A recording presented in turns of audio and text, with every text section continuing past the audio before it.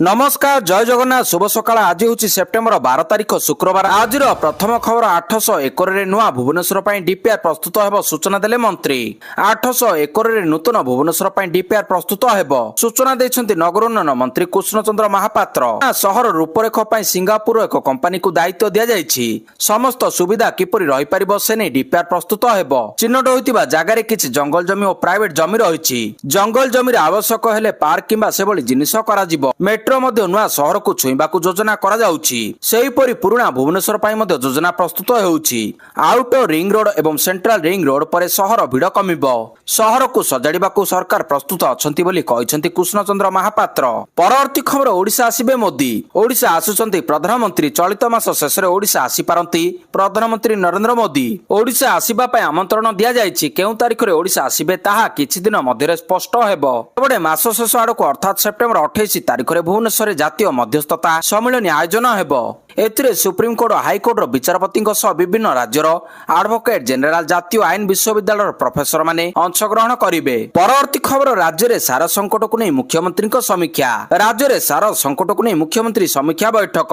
राज्य में विभिन्न स्थान में यूरिया सार अभाव देखा मिली। किछि जिला पैक्स और लांपोस रे सार कलाबजारी होतिबा अभियोग होइछि। एने सबु जिला को समवाय विभाग चिठी करितिला। कलाबजारी रोकिबा सह कार्यानुष्ठान नेबाकू निर्देश देइतिला विभाग। मुख्यमंत्री मोहन माझी सार संकटर समीक्षा करछंती।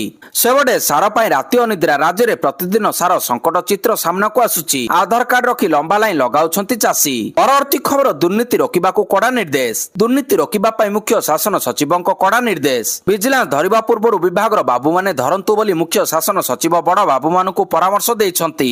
एने समस्त विभाग जिलापाल आरडीसी को चिठी लिखिछंती मुख्य शासन सचिव मनोज आहूजा। এই চিঠিরে দুর্নীতি রোকিবাকু কড়া କାର୍ଯ୍ୟାନୁଷ୍ଠାନ ନେବା ପାଇଁ ଚିଠିରେ ଲେଖାଯାଇଛି। ଯିଏ ଦୁର୍ନୀତି କରୁଛି ତାହା ଉପରେ କଡ଼ା ନଜର ରଖିବାକୁ ମୁଖ୍ୟ ଶାସନ ସଚିବ ନିର୍ଦ୍ଦେଶ ଦେଇଛନ୍ତି। ପରବର୍ତ୍ତୀ ଖବର ମହାନଦୀ ନଦୀତଟ ବିକାଶ ଯୋଜନାକୁ ଅନୁମୋଦନ କଲେ ମୁଖ୍ୟମନ୍ତ୍ରୀ। 3 ବର୍ଷରେ ଖର୍ଚ୍ଚ ହେବ 240 କୋଟି ଟଙ୍କା। मुख्यमंत्री मोहन चरण माझी बहु आकांक्षित महानदी नदीतट विकास योजना को मंजूरी देइछंती। 2025-26 रु 2027-28 मध्य योजना कार्यकारी हेबो एवं 3 वर्ष मध्य 240 कोटी टंका खर्च हेबो। जल संपद विकास विभाग राज्य सरकार को निजस्व पांठिरु एई अर्थ व्यवहार करिबो। जल संपद विकास विभाग द्वारा राज्य सरकार को निजस्व पांठिरु एई अर्थ खर्च हेबो। योजना को मंजूरी देई मुख्यमंत्री श्री माझी कहिसंती जे महानदी हेउची ओडिसार जीवन रेखा। महानदीर विभिन्न गुरुत्वपूर्ण स्थान को परिवेश सांस्कृतिक तथा आध्यात्मिक पर्यटन प्रमुख केन्द्र में परिणत कराजिबो। एई पर्यटन स्थली गुड़िक राज्यर अर्थनैतिक अभिवृद्धि में गुरुत्वपूर्ण योगदान रखिबो। परवर्ती खबर सुरक्षाकर्मी गुली रे टळिले 10 माओवादी। छत्तीसगढ़ गरियाबंद जिले में टळिले 10 माओवादी। सुरक्षाकर्मी गुली रे टळिछंती 10 जन माओवादी। मृत माओवादी मध्य माओ कमांडर बालकृष्ण और भास्कर थिबा सूचना रहिछि। भालुडी जंगल में सर्च ऑपरेशन बेले माओ सुरक्षाकर्मी होइतिले मुहामुही। कंधमाल कलाहांडी बौद्ध नयागढ़ पई काम करुथिला। परवर्ती खबर भूमिहीन को मिलिबो जमी पट्टा। वसुंधरा योजना रे भूमिहीन मानकु जमी जोगाइबाकू योजना प्रस्तुत हेउछि। सूचना देले राजस्व विपर्यय परिचालना मंत्री सुरेश पुजारी। 5 वर्ष मध्य राज्य में कई जने भूमिहीन व्यक्ति रहिबे नाही। जो मानकर 4 डिसिमिल रु कम जमी थिबो सेमानकु जमी मिलिबो। जो जनजाति जंगल जमी रे रहुचंती तांकु 10 डिसिमिल जमी मिलिबो। हिराकू निर्माण रे जो माने विस्थापित होइतिले जमी पट्टा मिलिबो। 22,000 अधिक शिक्षानुष्ठान को मध्य सरकार जमी जोगाई सारछंती। परवर्ती खबर नेपाल रे फसिथिबा 23 ओडिया यात्री सुरक्षित उद्धार। नेपाल रे उपजिथिबा सांप्रतिक परिस्थिति को दृष्टि रखी 23 जन ओडिया यात्री को नेपाल रु भारत को फेराई अणा जायछि। ओडिसा रु 23 जन यात्री नेपाल भ्रमण रे जायथिले एवं सांप्रतिक परिस्थिति कारण ओडिया यात्री माने नेपाल रे फसी रहिथिले।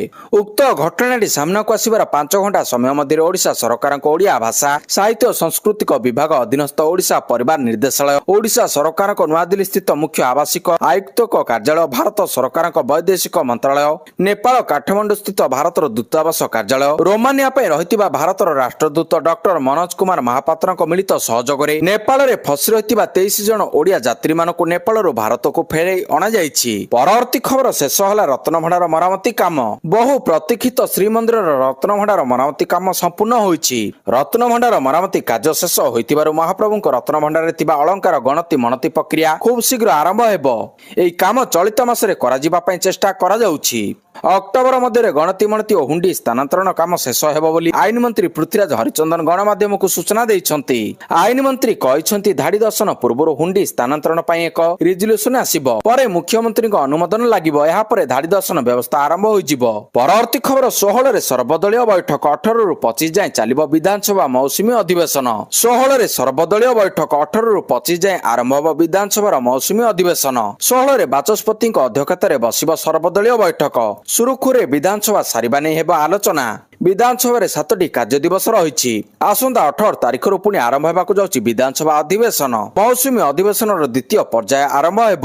ଅଧିବେଶନ 25 ତାରିଖ ଯାଏଁ ଚାଲିବ। ଅଧିବେଶନରେ ରହିଛି 7ଟି କାର୍ଯ୍ୟ ଦିବସ।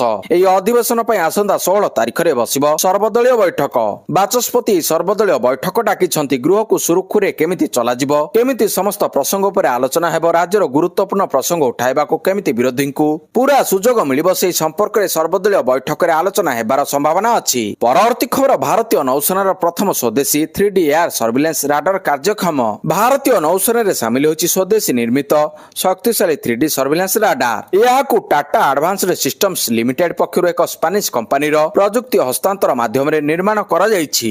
ଏହି ରାଡାର ଏକ ଭାରତୀୟ ନୌସେନାର ଯୁଦ୍ଧ ଜାହାଜ ଉପରେ ଲଗାଯାଇଛି।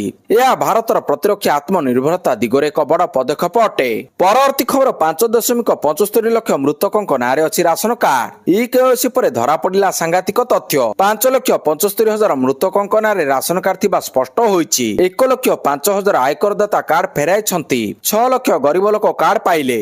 ରାସନ କାର୍ଡ ଆବେଦନ କରି ଅପେକ୍ଷାରେ 14 ଲକ୍ଷ ଲୋକ ରହିଛନ୍ତି। ଧନୀ ଲୋକ କାର୍ଡ ପାଇଥିଲେ କାଟିବାକୁ ଅଫିସରଙ୍କୁ ନିର୍ଦ୍ଦେଶ ଦିଆଯାଇଛି। ଅନ୍ତୋଦୟ କାର୍ଡ ମଧ୍ୟ ଅନେକ ଧନୀ ଲୋକ ହାତେଇଛନ୍ତି। ଏନେଇ ଖାଦ୍ୟ ଯୋଗାଣ ମନ୍ତ୍ରୀ କୃଷ୍ଣଚନ୍ଦ୍ର ପାତ୍ର ସୂଚନା ଦେଇଛନ୍ତି। ପରବର୍ତ୍ତୀ ଖବର ଛାତ୍ରଛାତ୍ରୀଙ୍କୁ ମାଗଣାରେ ୱାଇଫାଇ ଦେବେ ମୋହନ ସରକାର। ଏଥର ହାତମୁଠାରେ ରହିବ ଡିଜିଟାଲ ଗୁରୁ।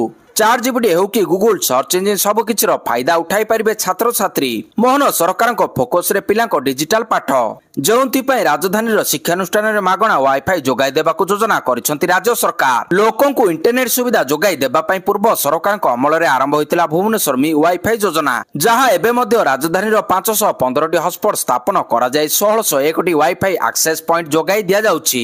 ପରବର୍ତ୍ତୀ ଖବର ଧରାପଡ଼ିଲେ 5 ଆତଙ୍କୀ। ଦିଲ୍ଲୀ ପୁଲିସକୁ ବଡ଼ ସଫଳତା। 5 ଆତଙ୍କବାଦୀ ଗିରଫ। ଆତଙ୍କୀ ସଂଗଠନ ISIS ସହ ଜଡ଼ିତ 5 ଆତଙ୍କୀଙ୍କୁ ଗିରଫ କରିଛି ଦିଲ୍ଲୀ ପୋଲିସ। ଦିଲ୍ଲୀ, ମୁମ୍ବାଇ, ଝାଡଖଣ୍ଡ, ମଧ୍ୟପ୍ରଦେଶ ଏବଂ ହାଇଦ୍ରାବାଦରେ ଚଢାଉ କରି ଆତଙ୍କବାଦୀ ରାକେଟର ପର୍ଦ୍ଦାଫାଶ କରିଛି ପୋଲିସ। ସେମାନଙ୍କ ମଧ୍ୟରୁ 2 ଆତଙ୍କୀଙ୍କ ପରିଚୟ ମିଳିଛି। ସେମାନେ ହେଲେ ମୁମ୍ବାଇର ଅଫତାବ ଓ ସୁଫିଆନ। ସେମାନଙ୍କୁ ଦିଲ୍ଲୀରୁ ଗିରଫ କରାଯାଇଛି। ଆଇଡି ପ୍ରସ୍ତୁତକାରୀ ସାମଗ୍ରୀ ଏବଂ ଅସ୍ତ୍ରଶସ୍ତ୍ର ଜବତ କରିଛି ପୋଲିସ। ପରବର୍ତ୍ତୀ ଖବର ନିଯୁକ୍ତି ପାଇଁ ପରୀକ୍ଷା ଫି। ରାଜ୍ୟ କ୍ୟାବିନେଟ ବୈଠକରେ ଗୁରୁତ୍ୱପୂର୍ଣ୍ଣ ନିଷ୍ପତ୍ତି। ଓଡ଼ିଶା ନିଯୁକ୍ତି ପରୀକ୍ଷା ଫିସ୍ ପ୍ରଦାନ ଓ ଫେରସ୍ତ ନିୟମାବଳୀ 2025କୁ ମଞ୍ଜୁରୀ ଦେଇଛି କ୍ୟାବିନେଟ। ଏଣିକି ସରକାରୀ ନିଯୁକ୍ତିରେ ଯୋଗ୍ୟ ଆଶାୟୀ ପ୍ରାର୍ଥୀଙ୍କ ଆବେଦନକୁ ସୁନିଶ୍ଚିତ କରିବାକୁ ପରୀକ୍ଷା ପାଇଁ ଫି ଆଦାୟ କରାଯିବ। କେବଳ ଅନୁସୂଚିତ ଜାତି, ଜନଜାତି ଓ ଭିନ୍ନକ୍ଷମକୁ ଛାଡ଼ି ଅନ୍ୟ ସମସ୍ତ ବର୍ଗର ଆବେଦନକାରୀ ପରୀକ୍ଷା ଦେବେ। ଯେଉଁ ଆବେଦନକାରୀ ପରୀକ୍ଷାରେ ସାମିଲ ହେବେ ତାଙ୍କୁ ସେ ଦାଖଲ କରିଥିବା ଫି ଫେରସ୍ତ କରାଯିବ। ପରବର୍ତ୍ତୀ ଖବର ଭୁବନେଶ୍ୱରରେ ନିର୍ମାଣ ହେବ ଆଦର୍ଶ ଗୋଶାଳା। ଖର୍ଚ୍ଚ ହେବ 40 କୋଟି ଟଙ୍କା। ରାଜଧାନୀ ଭୁବନେଶ୍ୱରରେ 40 କୋଟି ବ୍ୟୟରେ ନିର୍ମାଣ ହେବ ଆଦର୍ଶ ଗୋଶାଳା। ଏନେଇ ସୂଚନା ଦେଲେ ଗୃହ ନିର୍ମାଣ ଓ ନଗର ଉନ୍ନୟନ ମନ୍ତ୍ରୀ କୃଷ୍ଣଚନ୍ଦ୍ର ମହାପାତ୍ର। ରାଜଧାନୀର ବୁଲା ଗୋରୁଙ୍କୁ ସେଠାରେ ରଖାଯିବ। ଏଥିଲାଗି ଜମି ଚିହ୍ନଟ ସରିଛି। ଗୋରୁଙ୍କ ଗୋବର ମୂତ୍ରରୁ ବିଭିନ୍ନ ପ୍ରଡକ୍ଟ ବାହାର କରାଯିବ। ସହରାଞ୍ଚଳ ରାଜରାସ୍ତାରୁ ଗୋରୁଙ୍କୁ ହଟାଇବା ପାଇଁ 5ଟି ସ୍ଥାନରେ ଗୋଶାଳା ନିର୍ମାଣ ହେଉଛି। ସରକାର ଏନେଇ ପ୍ରକ୍ରିୟା ଆରମ୍ଭ କରିଛନ୍ତି। ଏହା ପୂର୍ବରୁ ରାଜ୍ୟର ବିଭିନ୍ନ ସ୍ଥାନରେ ଗୋଶାଳା ନିର୍ମାଣ ଆରମ୍ଭ ହୋଇଛି। ସେହିପରି ସହରାଞ୍ଚଳ ଗୁଡିକରେ ରାଜରାସ୍ତାରୁ ଗାଈଗୋରୁଙ୍କୁ ହଟାଇବା ପାଇଁ 5ଟି ସ୍ଥାନରେ ଗୋଶାଳା କରାଯାଉଛି। ରାସ୍ତାରେ ଦୁର୍ଘଟଣା ଉଭୟ ଲୋକ ଏବଂ ଗାଈଗୋରୁଙ୍କୁ ଆଘାତ ପାଇ ପ୍ରାଣ ହରାଉଛନ୍ତି। ସରକାର ଏନେଇ ସମ୍ବେଦନଶୀଳ ଅଛନ୍ତି ବୋଲି କହିଛନ୍ତି ନଗର ଉନ୍ନୟନ ମନ୍ତ୍ରୀ କୃଷ୍ଣଚନ୍ଦ୍ର ମହାପାତ୍ର। ପରବର୍ତ୍ତୀ ଖବର 74,000 ଅଙ୍ଗନବାଡି କର୍ମୀ ଦେବେ ସ୍ୱାସ୍ଥ୍ୟକର ଖାଦ୍ୟାଭ୍ୟାସର ଟିପ୍ସ। ରାଜ୍ୟ ସରକାର ଲୋକମାନଙ୍କୁ ସ୍ୱାସ୍ଥ୍ୟକର ଖାଦ୍ୟାଭ୍ୟାସ ନେଇ ପରାମର୍ଶ ଦେବେ। ଏଥିପାଇଁ ପ୍ରସ୍ତୁତି ଆରମ୍ଭ ହୋଇଯାଇଛି। ଉପମୁଖ୍ୟମନ୍ତ୍ରୀ ପ୍ରଭାତୀ ପରିଡା କହିଛନ୍ତି 74,000 ଅଙ୍ଗନବାଡି କେନ୍ଦ୍ର ଦ୍ୱାରା ମହିଳାଙ୍କୁ ଓ ସାଧାରଣ ଲୋକଙ୍କୁ ସ୍ୱାସ୍ଥ୍ୟକର ଖାଦ୍ୟାଭ୍ୟାସ ଟିପ୍ସ ଦିଆଯିବ। ଓଡ଼ିଶାରେ ଇଟ୍ ରାଇଟ୍ ଷ୍ଟ୍ରେବ୍ ରାଇଟ୍ ଅଭିଯାନ ଆରମ୍ଭ ହୋଇଯାଇଛି। ଓଡ଼ିଶା ସରକାରଙ୍କ ଶିଶୁ ଓ ମହିଳା ବିକାଶ ବିଭାଗ ସହ ୟୁନିସେଫର ମିଳିତ ସହଭାଗିତାରେ ଏହି ଅଭିଯାନ ଆରମ୍ଭ ହୋଇଛି। ପରବର୍ତ୍ତୀ ଖବର ଅପରେସନ ପ୍ରହାରକୁ ସଫଳତା। ରାଜ୍ୟ ସରକାରଙ୍କ ନିର୍ଦ୍ଦେଶ କ୍ରମେ ରାଜ୍ୟକୁ ନିଶାମୁକ୍ତ କରିବା ତଥା ନିଶା କାରବାର ଉପରେ ରୋକ ଲଗାଇବା ପାଇଁ ଓଡ଼ିଶା ପୋଲିସ ତରଫରୁ ଅପରେସନ ପ୍ରହାର ଆରମ୍ଭ କରାଯାଇଛି। ଗତ 1 ତାରିଖରୁ 7 ତାରିଖ ମଧ୍ୟରେ ରାଜ୍ୟର ସମସ୍ତ ଜିଲ୍ଲା ପୋଲିସ ଏହି ଅଭିଯାନରେ ସାମିଲ ହୋଇ ବିଭିନ୍ନ ସ୍ଥାନରେ ଚଢାଉ ଜାରି ରଖିଛନ୍ତି। ଚଢାଉ ବେଳେ ବିପୁଳ ପରିମାଣର ଗଞ୍ଜେଇ, ବ୍ରାଉନ ସୁଗର, କଫ୍ ସିରପ ଭଳି ନିଶାଦ୍ରବ୍ୟ ଚୋରାଚାଲାଣ ଉପରେ ରୋକ ଲଗାଇବାରେ ସଫଳ ହୋଇଛି। ସମୁଦାୟ 110ଟି ମାମଲା ରୁଜୁ କରାଯାଇଥିବା ବେଳେ 157 ଜଣ ଅଭିଯୁକ୍ତଙ୍କୁ ଗିରଫ କରାଯାଇଛି। ପରବର୍ତ୍ତୀ ଖବର ବଢୁଛି ବାତ୍ୟା ଭୟ। ଆଉ ଦିନ କେଇଟା ପରେ ଦେଶରୁ ଦକ୍ଷିଣ ପଶ୍ଚିମ ମୌସୁମୀ ବାୟୁ ଅପସାରଣ ଆରମ୍ଭ ହେବ। ଏହି ସମୟରେ କିଛି କାରକ ଚଳିତ ବର୍ଷ ବାତ୍ୟା ଆଶଙ୍କା ସହ ବାତ୍ୟା ବାତାବରଣକୁ ଅନୁକୂଳ କରିଛି। ନେଗେଟିଭ ଆଇଓଡି ଓ ଲାନିନା ସକ୍ରିୟ ରହିଲେ ବାତ୍ୟା ସୃଷ୍ଟି ନିମନ୍ତେ ପରିବେଶକୁ ଅନୁକୂଳ କରିଥାଏ। ସାମୁଦ୍ରିକ ତାପମାତ୍ରା 26.5 ଡିଗ୍ରୀରୁ ଅଧିକ ରହିଲେ ଏହା ମଧ୍ୟ ବାତ୍ୟା ସୃଷ୍ଟି ସାଙ୍ଗକୁ ବାତ୍ୟାକୁ ଅଧିକ ଘନୀଭୂତ କରାଏ। ଚଳିତ ବର୍ଷ ଏସବୁ ସ୍ଥିତି ଅନୁକୂଳ ରହିଥିବାରୁ ବାତ୍ୟା ସୃଷ୍ଟି ହେବାର ଆଶଙ୍କାକୁ ଦୃଢୀଭୂତ କରିଛି। ବିଶ୍ୱ ପାଣିପାଗ ସଂସ୍ଥା ସହ ଅନେକ ପାଣିପାଗ ବିଜ୍ଞାନୀ ଭାରତର ପୂର୍ବ ଉପକୂଳ ଓ ବିଶେଷ କରି ଆନ୍ଧ୍ରରୁ ପଶ୍ଚିମବଙ୍ଗ ଅଞ୍ଚଳ ପ୍ରଭାବିତ ହୋଇପାରେ ବୋଲି ଆଶଙ୍କା ପ୍ରକାଶ କରିଛନ୍ତି। ତାହା ଓଡ଼ିଶା ପାଇଁ ଚିନ୍ତା ବଢାଇଛି ଓ ଅକ୍ଟୋବର 1ରୁ ବାତ୍ୟା ଋତୁ ଓଡ଼ିଶା ପାଇଁ ବିପଦ ଆଣିପାରେ ବୋଲି କୁହାଯାଉଛି। ପରବର୍ତ୍ତୀ ଖବର ଅସହ୍ୟ ହେଲାଣି ଦରଦାମ ବୃଦ୍ଧି। ବଜାର ଦରର ମହଙ୍ଗା ମାଡରେ ଖାଉଟି ନୟାନ୍ତ। ଗାଁ ଠାରୁ ସହର ପର୍ଯ୍ୟନ୍ତ ସାଧାରଣ ଲୋକ ଦରଦାମରେ ଅତିଷ୍ଠ। ଖାଦ୍ୟ ପାନୀୟ ଠାରୁ ଆରମ୍ଭ କରି ସ୍ୱାସ୍ଥ୍ୟ ସେବା ଶିକ୍ଷା ସବୁ କ୍ଷେତ୍ରରେ ବଢି ଚାଲିଥିବା ଖର୍ଚ୍ଚକୁ ନେଇ ସାଧାରଣ ଉପଭୋକ୍ତା ତ୍ରାହି ତ୍ରାହି ଡାକୁଛନ୍ତି। ଗରିବ ଲୋକମାନଙ୍କୁ ସରକାର ମାଗଣା ଖାଦ୍ୟଶସ୍ୟ ଯୋଗାଇ ଦେଉଥିଲେ ହେଁ ଆନୁଷଙ୍ଗିକ ଖର୍ଚ୍ଚ ଯୋଗାଡ଼ କରିବା ସେମାନଙ୍କ ପାଇଁ କଷ୍ଟକର ହୋଇପଡିଛି। ଉଚ୍ଚ ବଜାର ଦର ଯୋଗୁଁ 3 ବର୍ଷରେ ଭାରତୀୟଙ୍କ ପାରିବାରିକ ଖର୍ଚ୍ଚ 33% ବୃଦ୍ଧି ପାଇଛି ଓ 45% ଭାରତୀୟ ପରିବାର ଘର ଚଳାଇବାକୁ ପ୍ରତିଦିନ ସଂଘର୍ଷ କରୁଛନ୍ତି। ପରବର୍ତ୍ତୀ ଖବର ନବନିର୍ବାଚିତ ଉପରାଷ୍ଟ୍ରପତି ସିପି ରାଧାକୃଷ୍ଣନ ମହାରାଷ୍ଟ୍ରର ରାଜ୍ୟପାଳ ପଦରୁ ଦେଲେ ଇସ୍ତଫା। ଦେଶର ପରବର୍ତ୍ତୀ ଉପରାଷ୍ଟ୍ରପତି ଭାବରେ ନିର୍ବାଚିତ ହେବା ପରେ ଗୁରୁବାର ଦିନ ମହାରାଷ୍ଟ୍ର ରାଜ୍ୟପାଳ ସିପି ରାଧାକୃଷ୍ଣନ ତାଙ୍କ ପଦରୁ ଇସ୍ତଫା ଦେଇଛନ୍ତି। ରାଷ୍ଟ୍ରପତି ଭବନ ପକ୍ଷରୁ ଜାରି ଏକ ବିବୃତ୍ତିରେ ଏହି ସୂଚନା ଦିଆଯାଇଛି। ରାଷ୍ଟ୍ରପତି ଦ୍ରୌପଦୀ ମୁର୍ମୁ ଗୁଜରାଟ ରାଜ୍ୟପାଳ ଆଚାର୍ଯ୍ୟ ଦେବବ୍ରତଙ୍କୁ ମହାରାଷ୍ଟ୍ର ରାଜ୍ୟପାଳର ଅତିରିକ୍ତ ଦାୟିତ୍ୱ ଦେଇଛନ୍ତି। ପରବର୍ତ୍ତୀ ଖବର ବଜାରରେ ଚାଲିଛି ମାପ ଓଜନରେ ଭୟଙ୍କର ଠକେଇ। ଓଜନ ମାପରେ ଠକେଇ କରୁଥିଲେ ସାବଧାନ। ଅସାଧୁ ବ୍ୟବସାୟୀଙ୍କୁ ରାଜ୍ୟ ସରକାରଙ୍କ କଡା ଚେତାବନୀ। ଚଢାଉ ଜୋରଦାର କରିବାକୁ ଅଧିକାରୀଙ୍କୁ ନିର୍ଦ୍ଦେଶ ଦେଲେ ଖାଉଟି କଲ୍ୟାଣ ମନ୍ତ୍ରୀ। ଧରା ପଡିଲେ ମୋଟା ଅଙ୍କର ଫାଇନ ସହ ମାମଲା ରୁଜୁ କରିବାକୁ ନିର୍ଦ୍ଦେଶ ଦେଇଛନ୍ତି। ଏନେଇ ବାରମ୍ବାର ଅଭିଯୋଗ ପରେ ଆକ୍ସନକୁ ଆସିଛନ୍ତି ସରକାର। ତେଣୁ ଚଢାଉ ଜୋରଦାର କରିବା ସହ ଦୃଢ କାର୍ଯ୍ୟାନୁଷ୍ଠାନ ପାଇଁ ନିର୍ଦ୍ଦେଶ ଦେଇଛନ୍ତି ମନ୍ତ୍ରୀ। କାହା ଉପରେ ଦୟା ଦେଖାନ୍ତୁ ନାହିଁ, ଆଖି ଦୃଶିଆ ଫାଇନ କରନ୍ତୁ। ଏମିତି ହେଲେ ଅସାଧୁ ବ୍ୟବସାୟୀଙ୍କ ମଧ୍ୟରେ ଭୟ ସୃଷ୍ଟି ହେବ ବୋଲି କହିଛନ୍ତି ମନ୍ତ୍ରୀ। ପରବର୍ତ୍ତୀ ଖବର ନୀଳଚକ୍ର ନିକଟରେ ଉଡିଲା ଡ୍ରୋନ୍। ଶ୍ରୀମନ୍ଦିର ନିଷିଦ୍ଧାଞ୍ଚଳରେ ପୁଣି ଥରେ ଉଡିଛି ଡ୍ରୋନ୍। ଶ୍ରୀମନ୍ଦିର ନୀଳଚକ୍ର ଉପରେ ପଇଁତରା ମାରି ନୀଳଚକ୍ର ଠାରୁ ସିଂହଦ୍ୱାର ଏବଂ ସିଂହଦ୍ୱାର ଠାରୁ ଉତ୍ତର ଦ୍ୱାର ପର୍ଯ୍ୟନ୍ତ ପରିକ୍ରମା ମାର୍ଗ ଉପରି ଭାଗରେ ପ୍ରାୟ 15 ମିନିଟ କାଳ ପଇଁତରା ମାରିଛି। ଏହା କେଉଁଠାରୁ ଡ୍ରୋନ୍ ଅପରେଟ ହେଉଛି ଓ କିଏ ଅପରେଟ କରୁଛି ତାହା ଜଣାପଡି ନାହିଁ। ଅଭିଯୁକ୍ତମାନଙ୍କୁ ଧରିବା ପାଇଁ ପୋଲିସ ଉଦ୍ୟମ ଜାରି ରଖିଛି। ଶ୍ରୀମନ୍ଦିର ଆକାଶ ଉପରେ ବାରମ୍ବାର ଡ୍ରୋନ୍ କ୍ୟାମେରା ବୁଲୁଛି। ପରବର୍ତ୍ତୀ ଖବର ଉତ୍ତରାଖଣ୍ଡ ବନ୍ୟା ପରିସ୍ଥିତିର ସମୀକ୍ଷା କଲେ ପ୍ରଧାନମନ୍ତ୍ରୀ।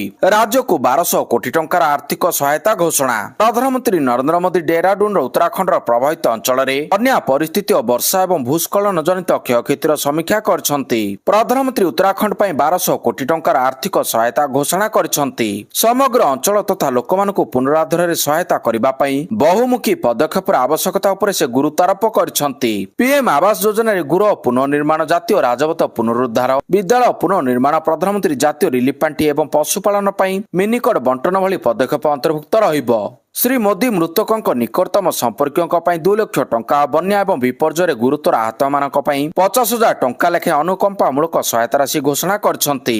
ପରବର୍ତ୍ତୀ ଖବର ନୂତନ ନଟରୀ ନିଯୁକ୍ତି ପ୍ରକ୍ରିୟା ଶୀଘ୍ର ଆରମ୍ଭ କରାଯିବ କହିଲେ ମନ୍ତ୍ରୀ ପୃଥ୍ୱୀରାଜ ହରିଚନ୍ଦନ। ରାଜ୍ୟରେ ଆଇନ ପ୍ରକ୍ରିୟା ହେବ ସହଜ ଓ ସରଳ, ତେବେ ଏହି ଦିଗରେ ନଟରୀ ଓ ଆଇନଜୀବୀଙ୍କ ଗୁରୁତ୍ୱପୂର୍ଣ୍ଣ ଭୂମିକା ରହିଛି। ଏହି କ୍ରମରେ ନୂତନ ନଟରୀ ନିଯୁକ୍ତି ଏବଂ ଅନଲାଇନ ଯୋଗେ ନଟରୀ ଓ ଆଇନଜୀବୀଙ୍କ ଡାଟାବେସ୍ ପ୍ରସ୍ତୁତ କରାଯିବ। ଆଇନ ବିଭାଗ ସମ୍ମିଳନୀ କକ୍ଷରେ ଏକ ବୈଠକ ଅନୁଷ୍ଠିତ ହୋଇଯାଇଛି। ଆଇନ ପୂର୍ତ୍ତ ଅବକାରୀ ମନ୍ତ୍ରୀ ଶ୍ରୀ ପୃଥ୍ୱୀରାଜ ହରିଚନ୍ଦନଙ୍କ ଅଧ୍ୟକ୍ଷତାରେ ଅନୁଷ୍ଠିତ ବୈଠକରେ ନାଟରୀ ଆଇନଜୀବୀଙ୍କ ଲାଗି ଏକ ସ୍ୱତନ୍ତ୍ର ୱେବ୍ ପୋର୍ଟାଲ ବିଷୟରେ ଆଲୋଚନା ହୋଇଥିଲା। ଏହି ୱେବ୍ ପୋର୍ଟାଲ ଜରିଆରେ ସବୁ ନାଟରୀ ଓ ଆଇନଜୀବୀମାନଙ୍କୁ ପଞ୍ଜୀକୃତ କରାଯିବ। ନୂଆ ନିଯୁକ୍ତି ଲାଗି ମଧ୍ୟ ନାଟରୀମାନେ ଏହି ପୋର୍ଟାଲ ଜରିଆରେ ଦରଖାସ୍ତ କରିପାରିବେ।